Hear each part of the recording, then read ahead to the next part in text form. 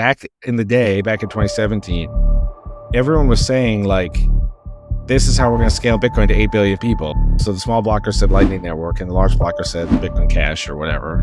They both had some small amount of success, but overall, both of them have failed completely at this mission. And then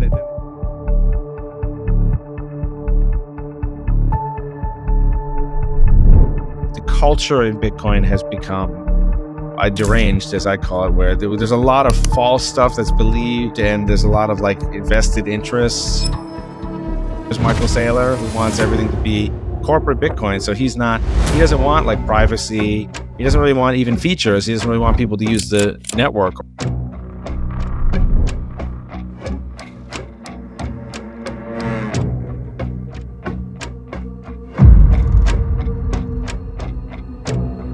It's true that BIP300 did not make it into Bitcoin Core. Actually, nothing has made it into Bitcoin Core, which is part of the problem. They have to say like Monero is a scam or Ethereum's a scam, and then they have to say ordinals are a scam, and they just have to, it just becomes like a very narrow worldview. Right? Like we're on the Titanic and we're about to hit the iceberg and we need more life rafts.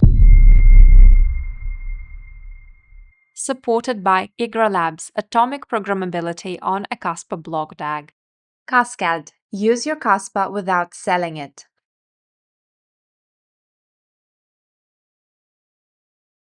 Hi, welcome to Exercise Podcast, your home of decentralization. Today, I'm joined by Paul Sztorc, a well-known Bitcoin researcher, developer, and thinker. Paul, you're one of the more outspoken and independent voices in Bitcoin space since 2015. So welcome, Paul, and good to have you over. Yeah, thanks for having me. Awesome. So look, I am excited to get into Drivechain, right? You've been behind that since 2014, 2015. And more importantly, I wanted to get into ECash, right? That's a new independent blockchain that you're going to be launching via hard fork on Bitcoin. So let me start with some background, right? So let me ask you this question, right? How did a guy who was deep into prediction market and game theory ended up becoming one of the most persistent voices pushing for Bitcoin scaling? I don't know, but I think if you have a background in economics, that maybe gives you an edge, because we have a lot of weird ideas and a lot of weird criticisms of ideas. So you had, in the block size war, there was like Lightning Network versus large block. I think game theory, there was a guy, Tom Schelling, great game theorist, and supposedly, I didn't know this at the time, but supposedly he was also like a master of the compromise. So like everyone would come into a room and there'd be this big problem, and he'd be like, there's a way of everyone getting what they want. And I think Drivechain is kind of like that, except it's just been slow going to give everyone what they want, because they'd rather, the Lightning people wanted to try Lightning and the large block people wanted to try large block, and all of them have suffered horribly as a result of not listening to me, but that was their own decision. And supposedly they all represent, some of these elite game theorist people, they all respect consent as well, where they just say like, hey, you want XYZ, that's what you got. So I kind of think I'm actually weirdly similar to them, although I didn't plan it out this way, but I'm kind of like, yeah, you guys don't want it. Yeah. Then don't take it, but I'll make my own thing. But it's kind of like, they wanted to do Lightning. They were really big into that. I think that was a huge mistake for all of them. I think I know people who have lost billions of dollars or more just because they didn't go with this idea and they went with their own idea, but that's their choice, I guess. Yeah. I think, oh man, there's so much to unpack what you discussed there, right? Like this is perhaps your last 11 years of your struggle that you've been on, or the journey you've been on, perhaps, right? I have been on a struggle, like an intellectual struggle to like persuade people. But, overall, it's been pretty easy. It's been easy street because the price of Bitcoin has gone up and up and up. So it's been very easy to be a Bitcoiner. But yeah, meanwhile, the whole time there's been these questions of scaling, these questions, do we have product market fit? Like, are all these other blockchains a complete scam? And meanwhile, we have darknet market adoption of Monero, and we have all this stuff that's not on Bitcoin. And the question is it all for stable coins? That was originally a Bitcoin project. Sure. That was originally Mastercoin. It was a BTC only project, and it became Omni, and then now it's on Ethereum and Tron. So, like we have all these projects. And meanwhile, in the Bitcoin community, people are saying Bitcoin, is absolutely perfect the way it is, and we don't need those users anyway or whatever. So yeah. Yeah. I mean, yeah, as I say, like there's so much to get into and sort of slice a little bit because I think it touches upon your journey that you went through from 2015 all the way to now. But let me quickly, I guess, do a little bit more introduction for people that are new, perhaps. So you're the inventor of Drivechain, right? Which is BIP Right. 301. You're also known for your earlier work in on Truthcoin, right? So which is now called Yes. HiveMind, right? So this is the prediction Right. market before Polymarket by Shane Copeland. Yeah. Never rename anything. That's my advice to anyone listening. But it was Truthcoin. It was original. The thing is, it was named, Truthcoin was named, and then this was a period when there was not that many other crypto projects. So it was like kind of, but then right after that, there were all these crypto projects that were like, Feathercoin, TerraCoin. There's all these weird projects named Coin. So I thought, oh, I got to rename it to have Bitcoin in the name. My advice to everyone out there, never rename anything. Just stick with whatever name you picked. People will figure it out. I hate the thing, but yeah, that project has now gone back to being called Truthcoin DC, and it's a L2 on. It is an L2 drive chain itself that people could try out if they want now. So, but yeah, Sure. And this is circa 2018, 2019, right? The Truthcoin. the prediction market stuff that's from 2012, 2013, 20. and in fact, it made it to the top of a Hacker News in I think maybe 2015 or May 24. It's one of those years. It made it very high on Y Combinator Hacker News, and in fact, a lot of people had messaged me. I don't want to like drop a bunch of names and stuff, but many people, 5 or 6 different teams. This includes Shane from Polymarket. They emailed me to say, "Oh, that I inspired what they were doing," and et cetera, et cetera. So that was it's very nice to have those emails. Yeah. But yeah, I was into this for a long time because InTrade, there was a website called InTrade that did prediction markets. That was like the OG Polymarket.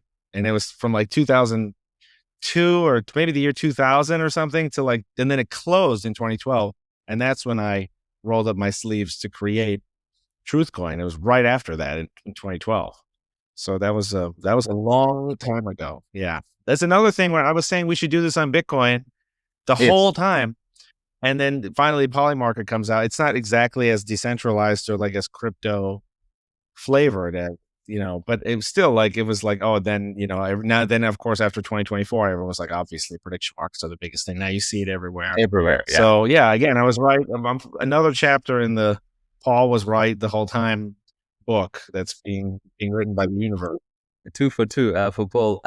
But Yeah. I think, as you say, perhaps, it's I guess everyone loves Bitcoin, at least in the crypto communities, right? Or should love, at least from my perspective. But I think the only criticism people have had is the adoption, right?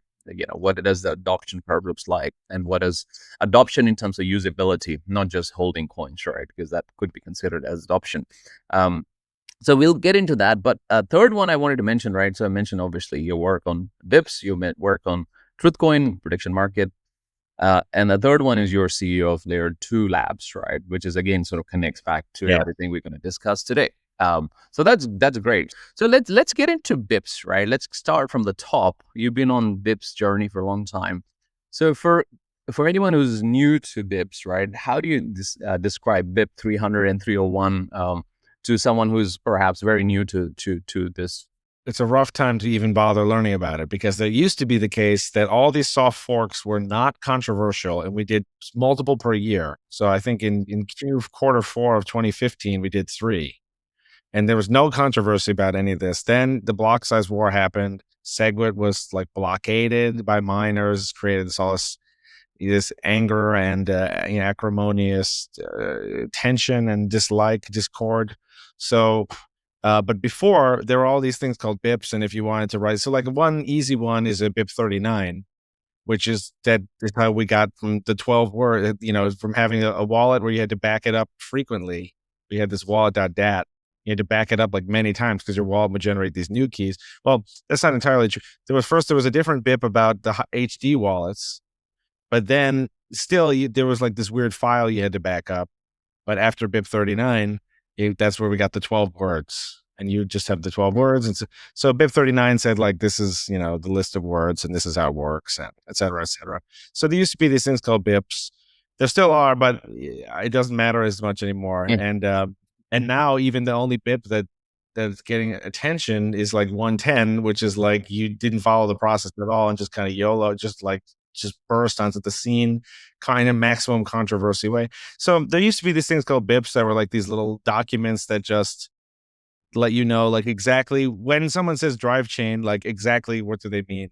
And it used to be a pretty good filter too, because you couldn't just say such and such word. You could just be like, what do you think about reusable payment codes? There had to be like a document that had like all the details, and did a pretty good job of like rejecting stuff that just didn't have enough detail, and that filtered a lot of stuff out, where people could just say, oh, what about my idea that we do such and then it's like, well, listen, you have to write down like write down all the steps. And so then that used to be cool. Unfortunately, now it's awful. And even now, there's like this weird prestige. There's something that I call the prestige economy, where in Bitcoin culture, you can get a lot of money and attention if you like write a BIP. This has been enormously distracting, I think, to those of us who just want to get work done. So now everyone's like, oh, yeah, what do you think of my new BIP? Whatever. I don't want to name too many names, but you get the idea that now it's become like a stamp of maybe esteem or quality or something. So there used to be this thing called BIPs. They used the ones, only a few of them were soft forks. Some just were informational or whatever. And, but all the ones that were soft forks, these were activated regularly. Now we've had no soft fork activation in sight. And so that's an enormous tragedy that we could discuss if you think people are interested. But that's basically it. Specifically, I guess, focus on the 300 and 301, which I think is a good way to understand the journey you've been on before we get to discuss ECash, right? So what are these 300 and 301 BIPs that you've been sort of discussing for a long time, and are the author of those two? Right. In November of 2015, so more than 10 years ago, I wrote this blog post called Drivechain, and it had all the details that you need, but it wasn't in BIP format. And in fact, it's actually very helpful when you have to write it in BIP format. It does help you. Like, you got to clarify some things. You got to let people know exactly what's going on. Now, so first I came up with this blog post, and then this was again, November 2015 was right before scaling Bitcoin 2. This is right before Lightning got really big. So everyone was all gung ho about SegWit and Lightning. So I was like, whatever, fine, fine. I was like, sure, I was kind of optimistic about it. So in 2016, I was kind of like in just, low power mode with respect to this whole drive chain thing. But I was still tinkering with my own software, here and there. But everyone was very interested in SegWit. And so that was like how everything was going. The block size war was heating up. Every few months, it got even worse than before. People thought, oh, it's never been this bad. Then it would get worse and worse and worse, just like a giant eruption of mistrust and et cetera. So all this stuff's happening. Now, it's not until, I don't remember at this point exactly what month and year I actually wrote and got the first version of the BIPs, probably something like 2017 or something. And then I revised them in February 2018. And then I revised them again after I did QSIF. So, which we could talk about if people are interested. But so the point is, it's been many, many years. So occasionally I revise them. And, I hope that I get a little bit better at writing each few years too. So when I rewrite them, I think, oh man, this is like too long. This is terrible. And I make it like much shorter and better. So I try to get that happening. But the reason I bring this up is because I was tossing around this idea, circulating this idea. People were discussing it. In 2016, I put out these videos about Drivechain, which was not 2 BIPs at this time. It was just a word with a lot of ideas, and people were interested in this. I got some feedback at Scaling Bitcoin 3, which is in Milan, which is October 2016. I presented on Scaling Sidechains in 2016. And so people were interested in this idea of miners being obligated to run the nodes, because this has happened with Namecoin, which had been merge mined. So I invented this thing called blind merge mining in January 2017. And I put out a little post about this invention. And then while I was writing the BIPs, I realized, what, actually, you can make them much shorter if you just split it into 2. It's much easier to read. And luckily that I did, because BIP 301 that's called blind merge mining. And that ended up being used in other weird ideas, such as when Super Testnet and Ruben Thompson, they invented like space chains. These are like blind merge mined. And even the guy, this guy ZMN on the mailing list, he invented this thing like SHAM, sidechain headers on main chain, and that was like used for blind merge mining. So blind merge mining ended up being not very controversial, and is pretty. This is a way of separating the issues, because the issues are kind of confusing to people, you know. So with the sidechain L2 idea, you have two things that you have to consider. One is depositing coins and withdrawing them. That's BIP 300. And then the second kind is, how does the sidechain find blocks? You know, if it's a separate chain, that's merge mining, or in this case, blind merge mining.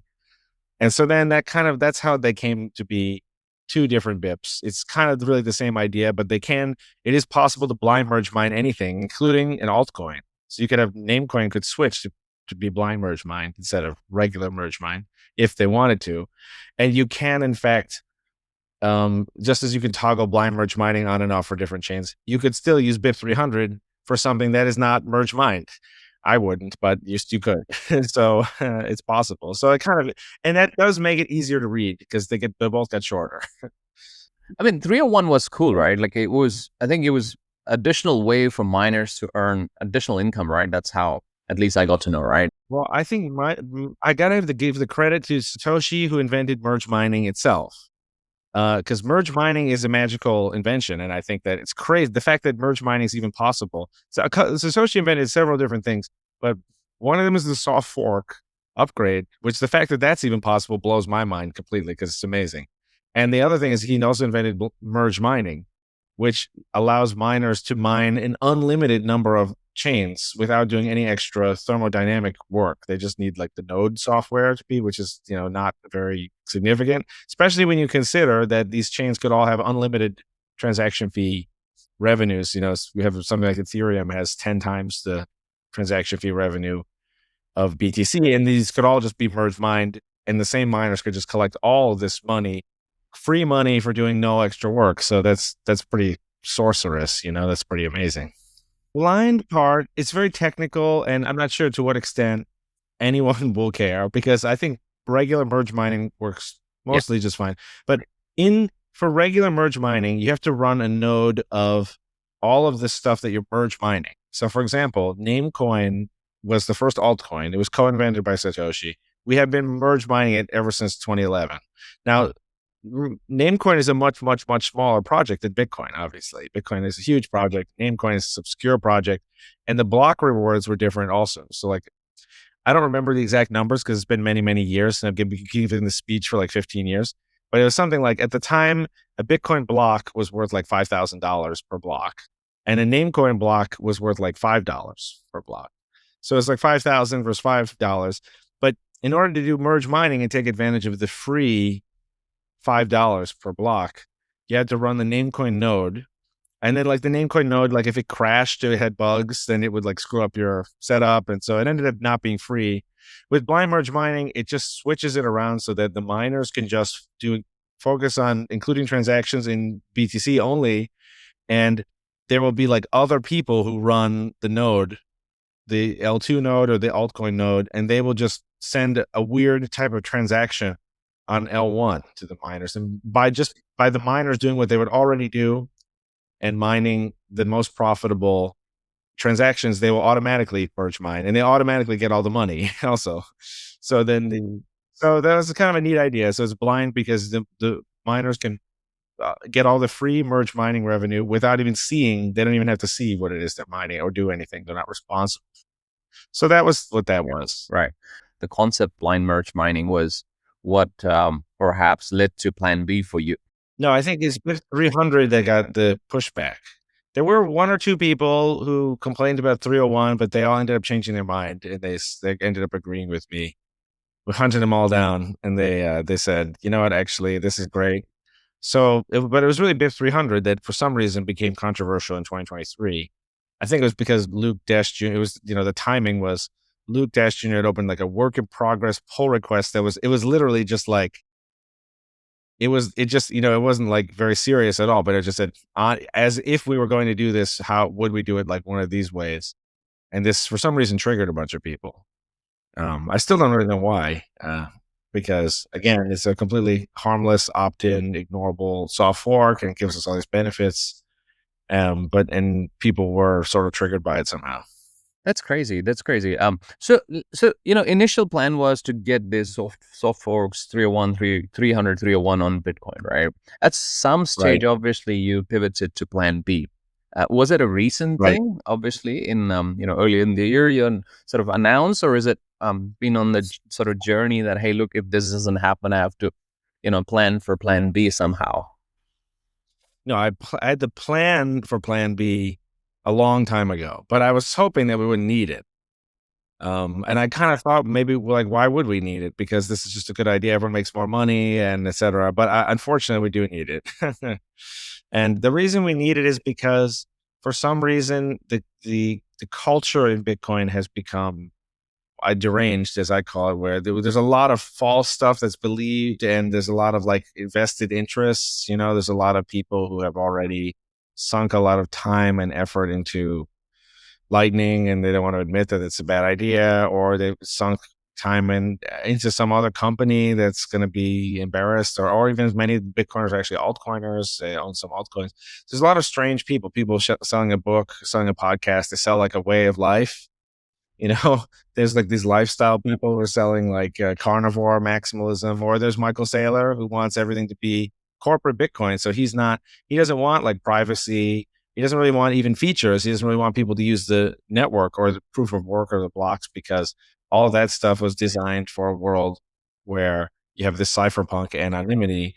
And if you have everything with a legal team and everything with a mailing address, and you have a stock ticker, and he doesn't want any of that. That's crazy. Yeah, I think I wanted to. One thing I forgot to mention, that you have been a critique of Lightning Network, right? Due to many things. Yeah. One of the one is routing, liquidity, capital efficiency, pretty much all the reasons.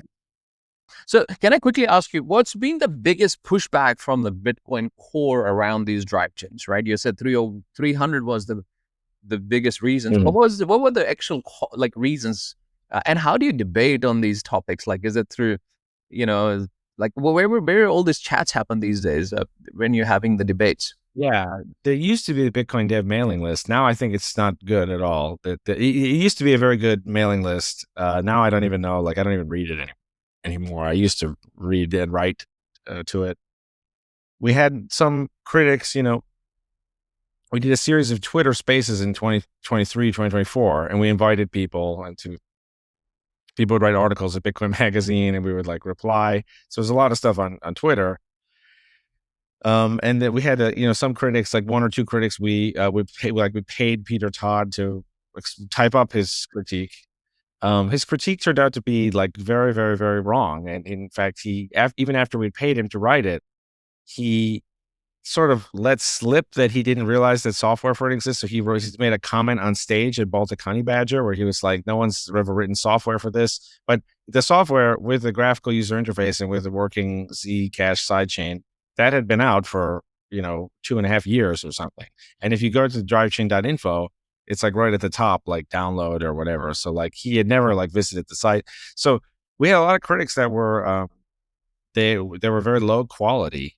One other criticism that's big is that Adam Back told me to look up Ava Chow in person, because he said, "Oh, Ava Chow knows a lot about how things get merged, into Bitcoin Core." And Ava told me that the official policy is that if anything is controversial, they just won't touch it, and they won't even reject it. They'll just sort of ignore it until it goes away. And so that's and they said basically something has to be completely non-controversial for them to do it.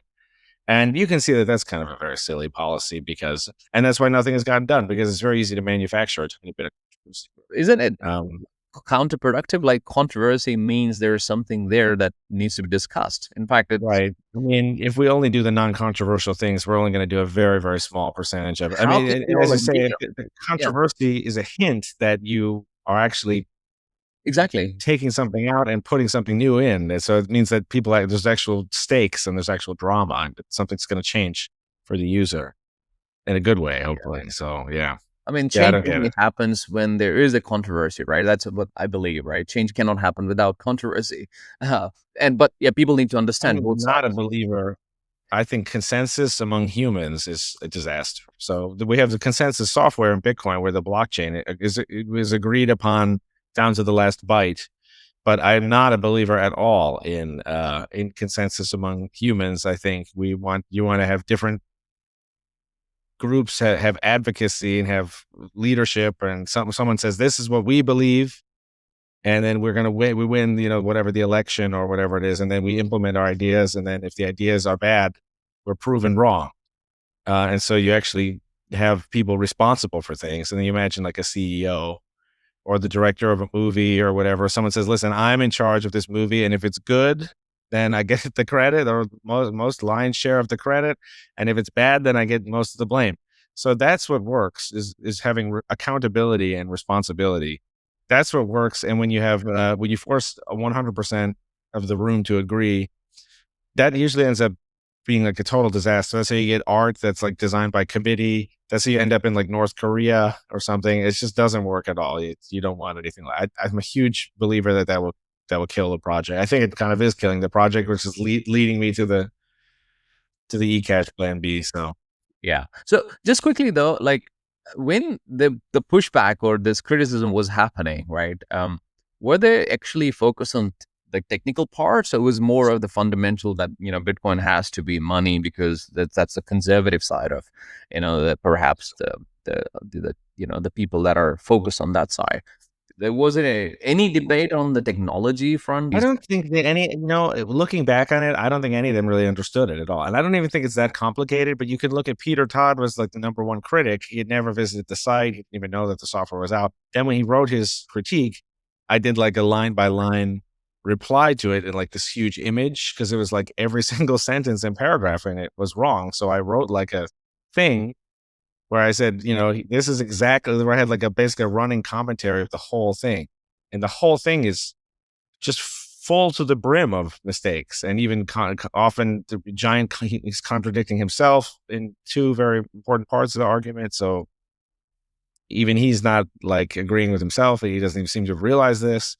So I was very disappointed in the technical critique. A lot of people were, again, they got confused about like the economics of it. Like they confused, this is going to sound really crazy, but okay. So like this guy, Alex B, he thought MEV was equal to whenever miners collect more money. So that was like wrong, but that was also bizarre, because it was like the whole point of the merge mine part was that the miners would get more money and that this would align incentives and stuff. But they didn't even realize that blind merge mining like already separated the proposer, the builder anyway. So there's a lot of stuff that they just didn't understand at all. And like, again, Peter Todd thought that mining centralization occurred whenever mining costs increased. But then I asked him on stage at TabConf of like, every time the difficulty adjusts up, that increases. That's the number one thing that increases miners' costs. So he avoided answering the question, and he even stared forward like for a couple seconds, like he was thinking it, like it had never occurred to him or something. So I'm not sure like what to make of it, but that's part of why the plan, because we also had a lot of supporters, because we had layer2labs.com/friends. We had this big list of supporters who are like the creme de la creme, like the top people. We got like Adam Back, we got Fiat Joff, we got like all these people, Rene Picard, author of Mastering Lightning, Robin Linus. So we have like all these really, really, really great people who are all supporters. And then we have like two critics who like have no idea what's going on. And then we have a child saying, if anything's slightly controversial, we won't move. So you can see how I'm just thinking, well, this, it's not me, it's them. They have the screwed up culture, and that's the situation. Yeah.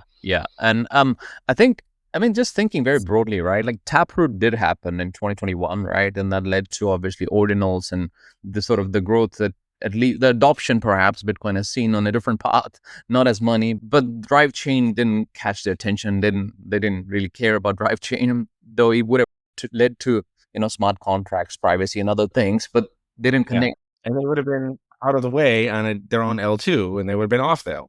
The problem is the culture. The culture is very deranged. So even in what you just said, you can see anyone listening who takes out a piece of paper and just writes it down slowly will figure out, like, they say that we only want Bitcoin used as money, but we don't want it to be used as ordinal. This is something that some of them say. But then how can they complain? Like they say, you're not supposed to use it to transact. You're just supposed to buy it and hold it. But then it's like, okay, how can you complain that other people are now actually transacting on the network? Like that's what the network was built for people to buy and sell Bitcoin and use it to buy things. And just because those things are also on the chain.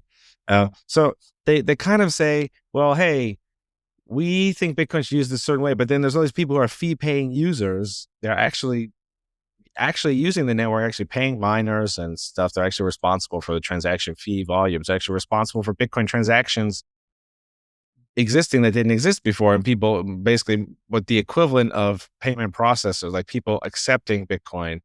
In the Ordinals case, these are like all vertically integrated, so it's a little bit weird.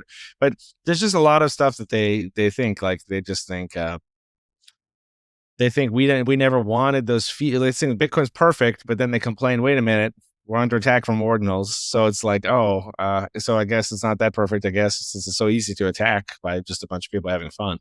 And then they say Lightning works. Ordinals spiked the fee rates, and basically Ordinals revealed that Lightning doesn't work. It's because as soon as the chain got a little bit of use, it tanked everything.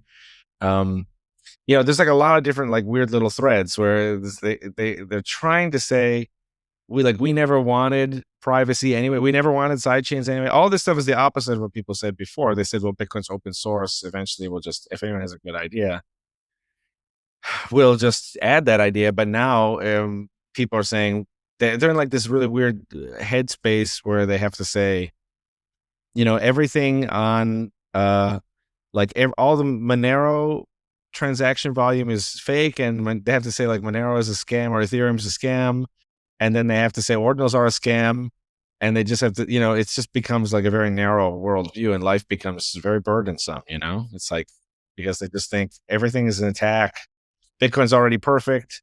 All these other people building and actually paying for other things, it's like, so it's hard to even follow what's wrong with these people, but it's a long list. But perhaps, I guess, you don't know their agendas, right? Of course, what people put out is just what they put out, but you don't know what's happening in the back rooms, right? I mean, this is how I see things, right? So let's move forward. Now you had to implement the plan B. So you're on the plan B timeline now, right? And you're going to be obviously doing this hard fork now with ECash coming up in August this year. So have you had major support from any side of the fraction of Bitcoin, right? The conservative sound money side or the pragmatic or adoption scaling side? Have they come out in support of ECash? Well, some people have. And again, we have many supporters of BIP 300 itself. So since this is like the BIP 300 like hard fork also, some of that would transfer over, obviously not all of it, but so we did have a long list of the BIP 300 supporters, and we do have many people who have been supportive and who have been helping us. I wouldn't do this if I thought it wouldn't collect some supporters. I wanted to mention something about, it's true that BIP 300, let's just go back. It's true that BIP 300 did not make it into Bitcoin Core, but actually nothing has made it into Bitcoin Core, which is part of the problem. Even stuff, you had OpCat, you had OpCTV, you had lots of different people trying completely different techniques for getting their soft fork activated.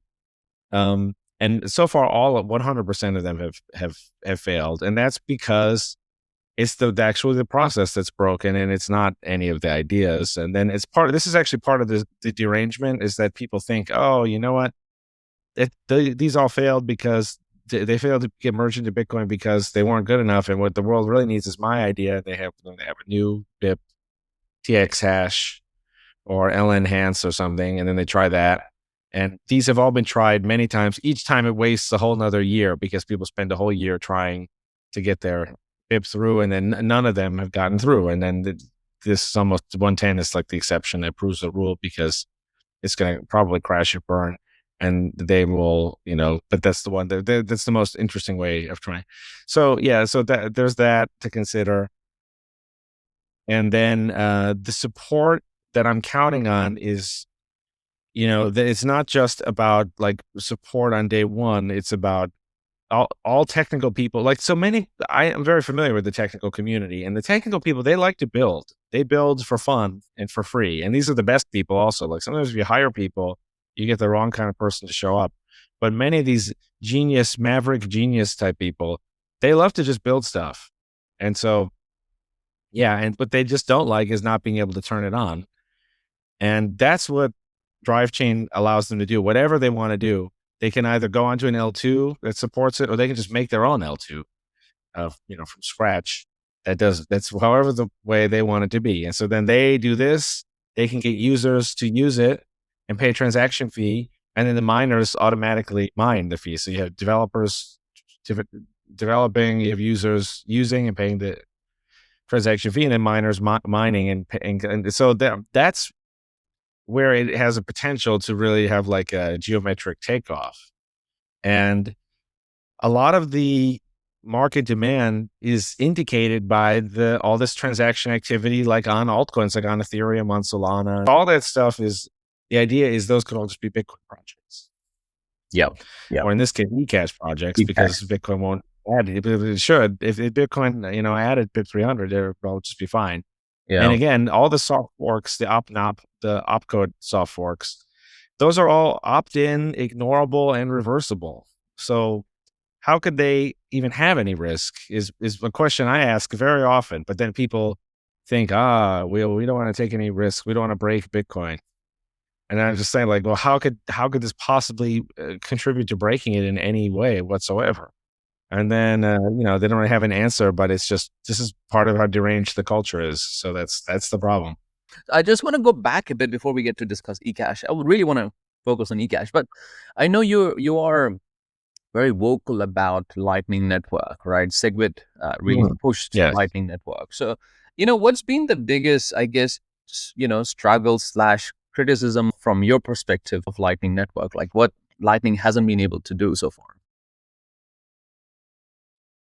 I believe that Lightning is kind of like Bitcoin Cash, where it's like it's had some small success, but back in the day, back in 2017, everyone was saying like, this is how we're going to scale Bitcoin to 8 billion people. So the small blocker said Lightning Network, and the large blocker said Bitcoin Cash or whatever. They both had some small amount of success, but overall, both of them have failed completely at this mission. And then they move the goalposts, and they say, well, it counts as success if we have like a few users that are happy every day or something. So that's like kind of where they are. Now, I did a debate recently at TabConf last year where I debated the whole room full of Lightning people, Lightning developers. Because TabConf is the #1 technical conference, in my opinion. And we did this thing where it was 1 hour, and I did 10 minutes to give my slides, and then 50-minute, like one versus everyone battle where people could come up, and the moderators and stuff are like sorting people in. And yeah, basically everyone, all these people who are elite Lightning devs and elite technical people, they all ended up basically agreeing with me at the end. We had Taj Draja for 10 minutes and myself. We were the only two on the stage. Taj Draja is the inventor of the Lightning Network, and he basically agreed with me also. Of course, there were some people, not everyone agreed, but more than half did agree, and people can watch it for themselves and see. So it's kind of like, the Lightning Network is overpromised, and people say it's like it was the way to scale to 8 billion people, and then it acquired a kind of brand of being sophisticated or being the future, and so everyone wanted to like invest in the Lightning company. They could raise a lot of money. It became prestigious to write in. If you wanted to talk about Lightning, you could be featured in, on the mailing list or in OpTech newsletters, and so you could get like a career out of working in Lightning. So a lot of people just don't want to admit that it's basically not going to work. And also, Lightning is so complicated and broken that if you're like an intellectual, or you're like a researcher, or you're like a developer, you can always just like write a paper about like have a little presentation about this is the broken, but this is how I fix it. But then they don't say there's all these fundamental issues, or you're just playing whack-a-mole with 10,000 issues that you can never get them all. And so, yeah, like I think the whole thing is a big waste of time. And that was what I argued in the debate, and people should watch it for themselves. The fact that that's even possible for me, like I don't spend that much time thinking about Lightning, but the fact that it's even possible to do something like that, where you go the main stage at TabConf and you debate the whole room, they mostly agree with you. And the title, basically the thesis, the title of the talk was that all the time spent on Lightning is a waste. So that was the title. So Was there anything specific that you thought Lightning isn't doing right? Of course, adoption is one thing. Of course, the channels opening and closing of channels, there are liquidity problems. I mean, if you're genuine, you are aware of these issues, right? And it's hard to solve these issues, right? But is anything specific that stood out to you that, hey, it's not going to scale as they've promised it?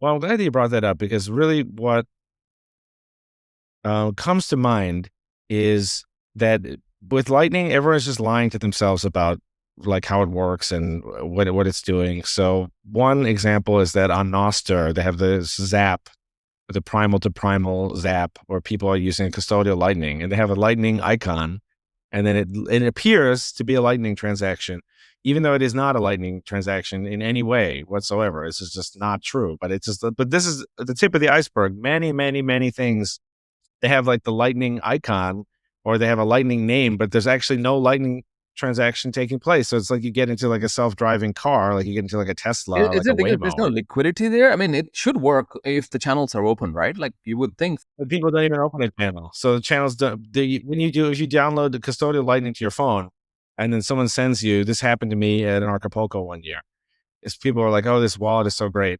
You download the wallet to your phone, and then the guy next to you will send you 4 Satoshis, and you get it. Now, I never opened a channel. To open a channel, it requires the L1 transaction fee being paid. So there is no channels being open at all. So that's a very good question that you asked. Like, why shouldn't it work if the channel is open?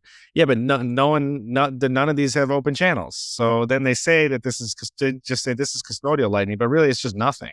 It's just you have an account with them. They say you have 4 Satoshis.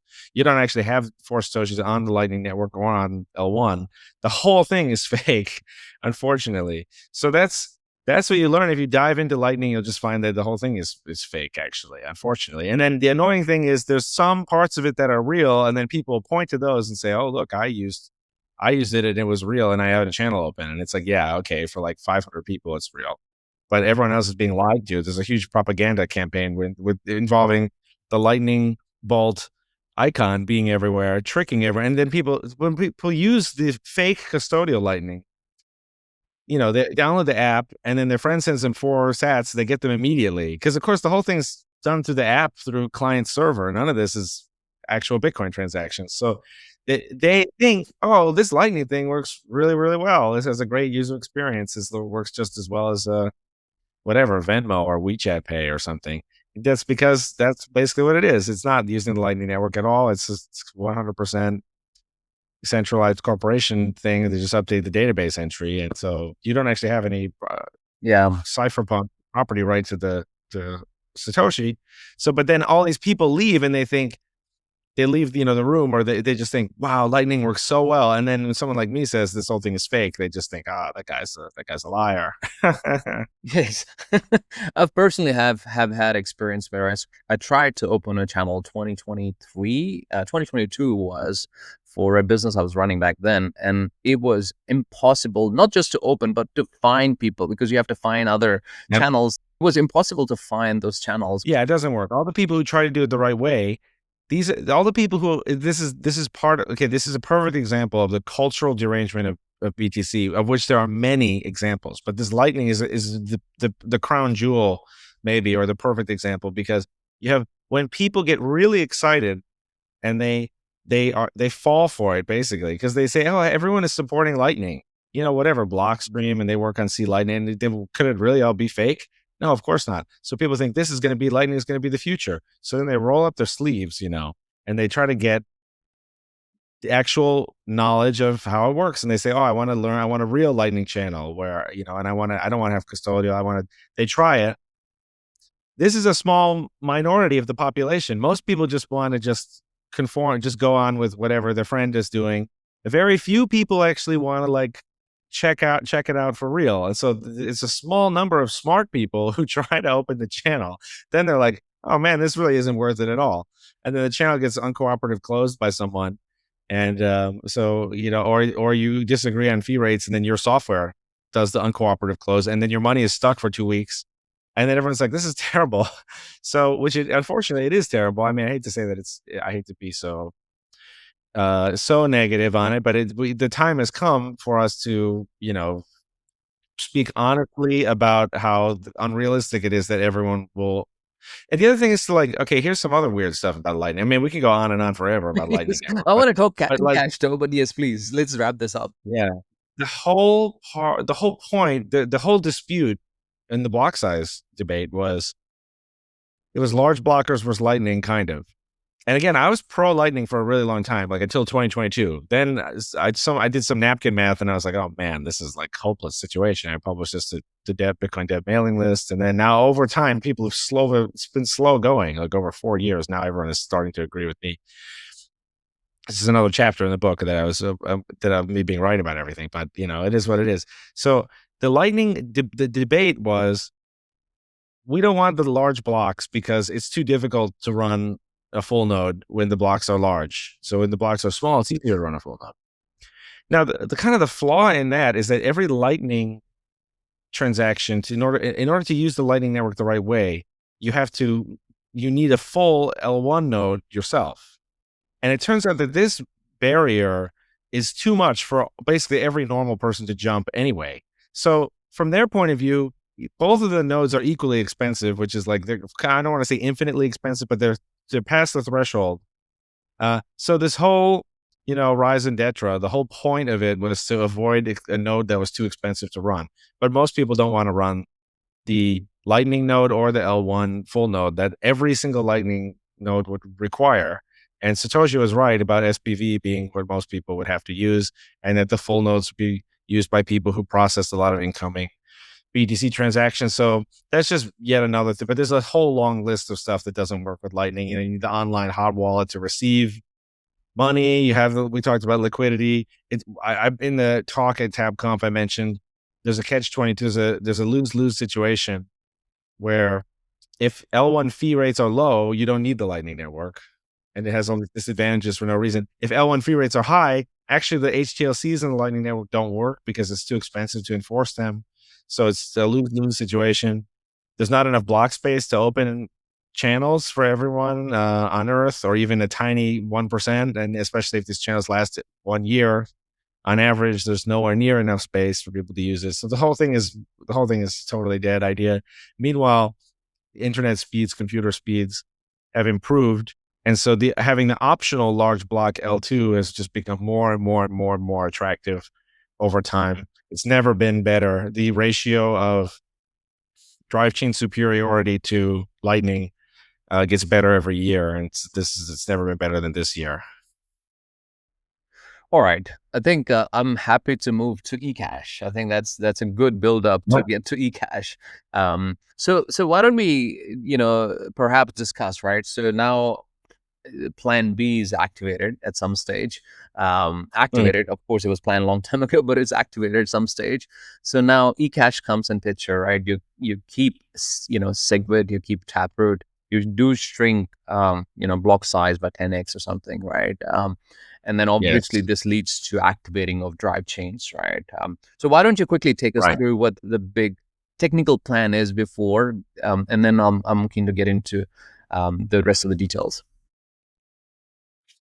The idea for L1 is to keep it very, very similar to Bitcoin Core or BTC, like as similar as possible, both now and in the future, because I don't want to be in the business of like competing with Bitcoin Core even. And then many of the L2s, they should just be copies of whatever works that people like. We built like 7 from scratch that I think are like actually going to be super popular, but we can also, in the past, we've built various ones that are just exact copies of existing altcoins that people like. And so the idea is not so much that you're betting on me to run the project better. That's not how this is supposed to work. The idea is actually, I'm saying, do you want to live in a world where it's either Bitcoin Core or Litecoin or Bitcoin Cash or Ethereum? Or would you rather have a world where it's basically all the exact same software, but just one currency, same 21 million coins shared by all of these? And whenever someone wants to invent a new thing, like if they invent a new altcoin, we can copy it over, or if someone wants to launch their new thing, they don't have to go through the BIP process, which doesn't work anymore. They don't have to wait for soft fork activation. They can just either, there could be L2s that activate whatever soft fork they want, where the L2s are going to be competing for users and competing for developers. Or you can just make a brand new L2 and, that's encouraged.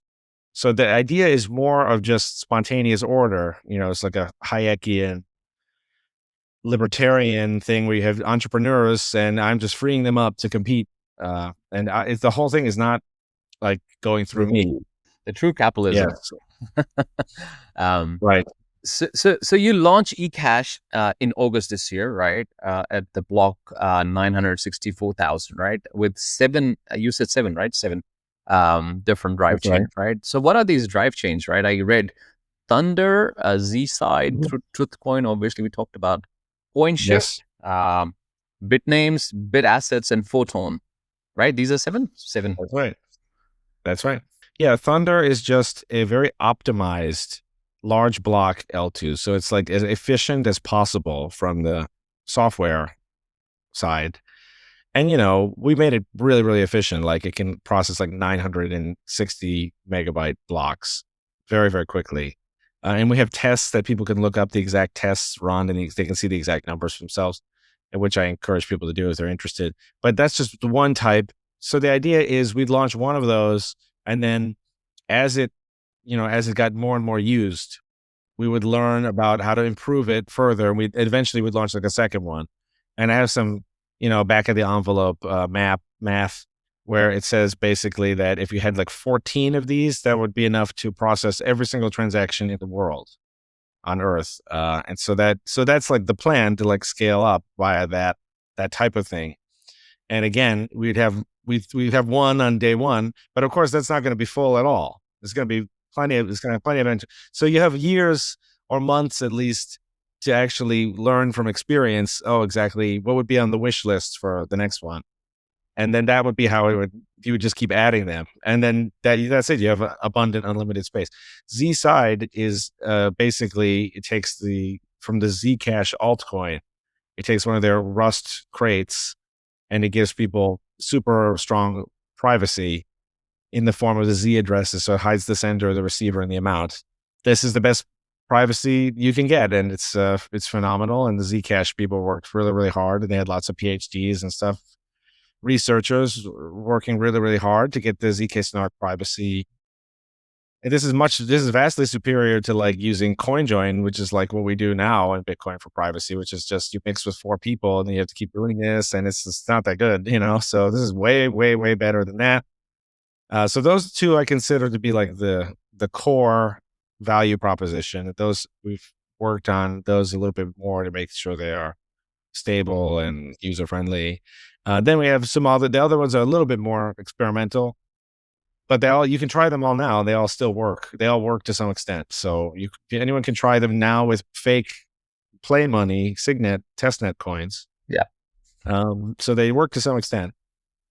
Right. But they're not, it's already enough. Having privacy and planetary scale, that's pretty like good. So, but we have Bitnames is based on Namecoin to some extent, and it is this name thing. And I think that this could be really, really big the way that, and I have written a big piece of writing about this, but the idea is that it's kind of like where if you want to register, well, whenever you do anything like, the way the internet used to be, well, okay, let's talk about this. Like if you have a YouTube channel, sometimes you have to say like, oh, here's where we are on TikTok. Here's our Instagram screen name. Here's our X account.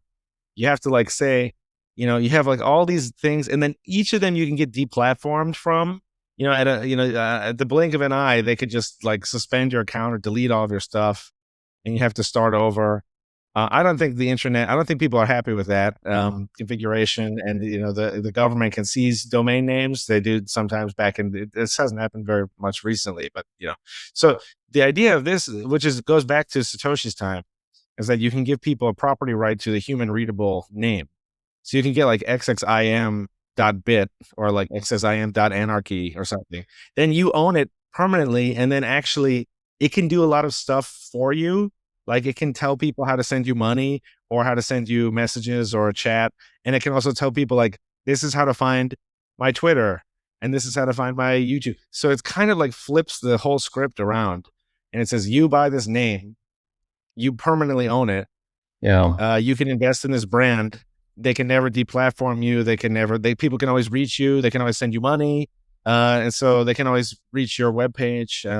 So you don't need anything else. I think that's kind of a little bit of a long shot, but I think it has a lot of potential. And again, it was something that Satoshi himself, he co-invented Namecoin. It's the first altcoin. And a lot of smart people have been working on similar variants. I think it's worth trying. Yeah. It makes sense, right? Like, I think I'm going to say this, but I think a lot of altcoin communities get it because I think they've seen this develop through a lot more, right? On Ethereum, you have ENS, similar stuff. Exactly. Right? Yeah, a lot of people have followed a similar vein. You're exactly right. So people know that, and like having these addresses is terrible, and you have to like make a new address, and the whole thing's awful. It's just like, it doesn't work at all. So the ENS is really a perfect example of that. Yeah. Yeah, exactly. So I think every chain almost has something similar to ENS, right? And I think people are in those communities. People are very actively using that and promoting it because it's so convenient, right? End of the day, it's all about convenience for the user, right? So I think it really, what I wanted to say is like, I feel that it's more Bitcoin hasn't embraced those things. I completely agree. Yeah. And again, all this was invented in Bitcoin. This has happened many times where something is invented in the Bitcoin world, and then it goes nowhere for like 10, 15 years. And then of course the altcoin people do it. Even like Bitcoin SV had, I think that was called cash tags or something. So a lot of people have done this idea, and it's a great idea. Yeah, makes sense. So on the technical front, you are changing a couple of things, right? Which I got to know. The first one is the block size. You're reducing it 10x, and obviously difficulty, adjustment.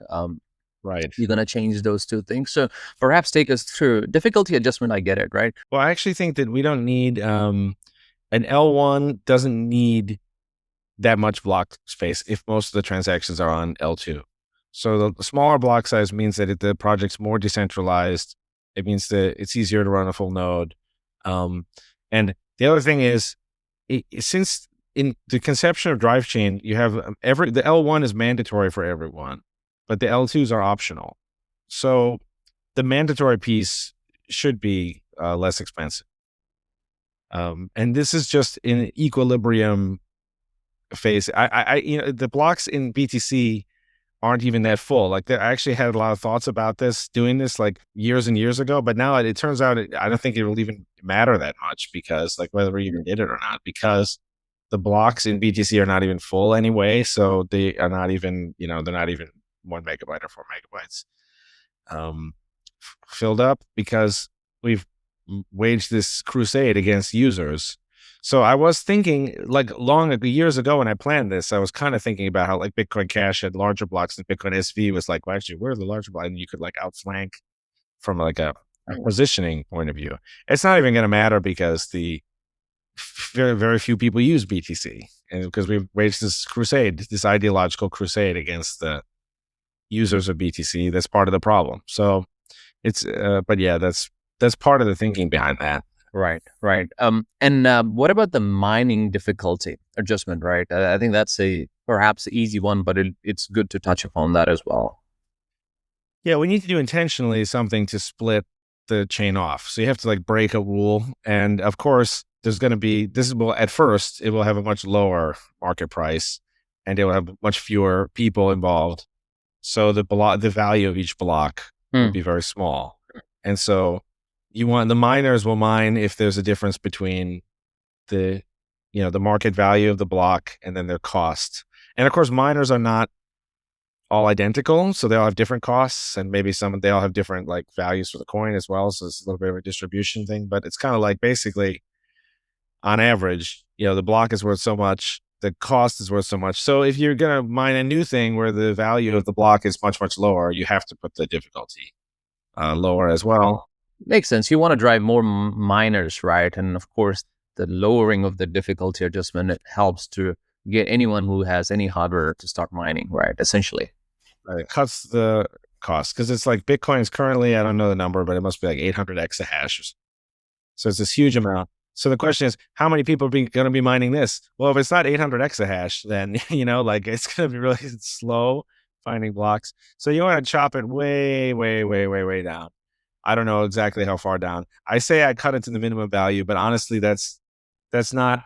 I think instead, we're going to do like some kind of like science project to figure out like some kind of investigation to figure out like exactly what do we think the value of the actual block will be based on just like talking to people, and what do we think, like how much hash rate do we think is going to be mining, and we'll try to get that very close, but that is kind of a shot in the dark. It will be hard to figure that out. We want it to be too low, because if it's too low, it'll very quickly adjust upward, but if it's too high, it will very slowly adjust downward, and so that's not. So we want to be too low.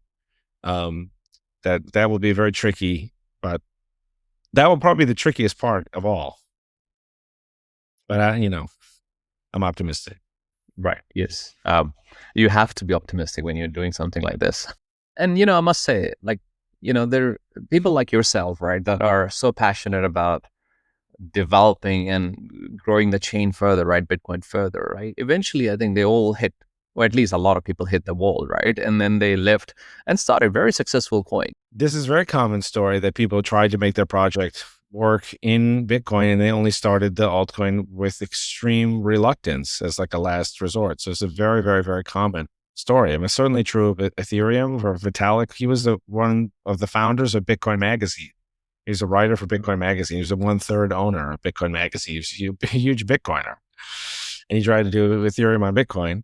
And it's certainly true of the whole block size war. Those people tried so hard to get the larger block size on BTC. They tried everything they could think of. They fought tooth and nail to get it, and then that they didn't succeed. And then they created their rival project, as I've already explained, about Omni, Mastercoin, all that stuff. That was Tether, all that stuff. That was a Bitcoin only project, and it just escaped into it. So it's very, very, very common that Bitcoin has just passed on innovate for Polymarket, also with prediction markets, where it was kind of like, well, Bitcoin either rejects or it's just too slow to pick it up, and then it leaves a lot of economic activity for someone else to take. And yeah, I think that's very common. It's a very common story across the board, I think. But yes, so let me ask you then, the controversial side of eCash is the coin allocation, right? So out of Yeah. So essentially what the plan is, right, on eCash chain, not on Bitcoin, I just want to highlight it because I think people get confused, right? 500,000 of the 1.1 million coins linked to Satoshi's wallet are going to be manually reassigned at launch for early investors, developers, and funders, right? So that's your plan to do that. 600,000 is still going to his wallet, Satoshi's wallet, known, Yes. to be Satoshi's. So this has obviously caused a lot of controversy within the community, right? As a theft narrative, as a social contract violation. Yes. A lot of people have very strong opinion about it. What's your take on this? It's true that they have a strong opinion, but I think, if you kind of like actually unpack it, like it doesn't make any sense what they're saying. So a lot of these people want to have it both ways, where they say this is a terrible project and it's going to be worth nothing. But then they also say, wait a minute, this is going to be really valuable, and you're depriving Satoshi of this incredible amount of property that's rightfully his, because this eCash is going to be so valuable. So they kind of want to have it both ways. They also kind of masquerade. They pretend as if, like, oh, if we change that detail, then they would be more open-minded or more support. But a lot of these people would have hated it anyway. Yeah, exactly. It's all fake. So that's what I think. What they don't like is that it's what an ingenious decision it is, because we're sacrificing the chess piece. We're saying a lot of these people are not going to like it. We know it's going to be controversial, but now there's like something in it for the early supporters. So now they kind of like, oh, wait a minute. Like they kind of like, maybe they want to change teams. They wish they'd been a supporter or something. But I think all this is part of it. I think a lot of them are missing the point, which is that like many rival projects gave nothing to Satoshi. So like a Solana gives nothing to any Bitcoiner, including Satoshi. And there's like a 20% pre-mine for A16Z or whatever, which is perfectly fine. I'm not saying that there's anything wrong with that. I'm just saying it's totally inconsistent, the criticism. We want hard Bitcoin. Every Bitcoiner should want more hard forks, because we all get free money. It's great. We get free money for doing nothing. And if there's a semi-privatized hard fork of this style that I've invented. I mean, I think this invention will be copied. There'll be a lot of people launching forks like this because you can raise a bunch of money and launch a fork like this. You raise it in advance, and you have so. If it's semi-privatized like this, this gives people an incentive to create a fork that they think is good and then launch it. And this has many other benefits. If you launch, because it's ideal for everyone. If it's ideal for the consumer, the end user, they want to see like a finished project when it launches. It's like if you go and you want to buy an iPhone and then you buy it, but it's like some assembly required and you have to like put it together. No, they want to see a nice little box. They want everything to be done by the time they give it their attention, their scarce attention, because we live in an age, with TikTok and everything, and people don't have a lot of attention. So they want it to be a finished project, when they turn to it to consider it at the hard fork. So that means it has to be like really, really, really developed and finished before the fork. You don't want it to be like, with Ethereum when it launches and then it's completely unfinished and has to be finished over like a period of 6 years. And then you have a lot of wishful thinking and you have a lot of people over promising and then failing to meet those promises. So I think that's a nightmare. So this is way better where we just work on it in advance. You fundraise in advance, you finish it in advance. And by the time the fork happens, it's actually launched. And I think it's just perfect, like a perfect, it's a really wonderful idea. I'm not surprised that people have grabbed onto it, but I think it actually ended up helping us a lot because people just couldn't resist talking about it. So it got like an unbelievable amount of media exposure, this one idea. One other thing I'll mention is that I think it's kind of funny. Like if you just walk up to someone on the street and you tell them, hey, there's this new fork, it's going to take Satoshi's coins. Like, what do you think? They're going to think, well, I don't like that. But they don't like understand like everything else that's like happened. So I think that's a funny aspect of it. Like if you just walk up to people and say, hey, do you think the government should raise your taxes? They're just going to say no. But then if you go up to them and you say like, hey, do you think the government should like build a park over here or like improve the highways or improve the schools? Then people will just say yes. But it's like, those are kind of like the same thing. So you have to consider the whole bundle. It's like a package deal. So there's a lot of funny stuff going on with that. But I think that's fun. It's a fun, I've gotten that question many, many times over the last week. I bet. I think it's, I guess it's a little bit of deviation from the social precedent that's been set by a few coins, right?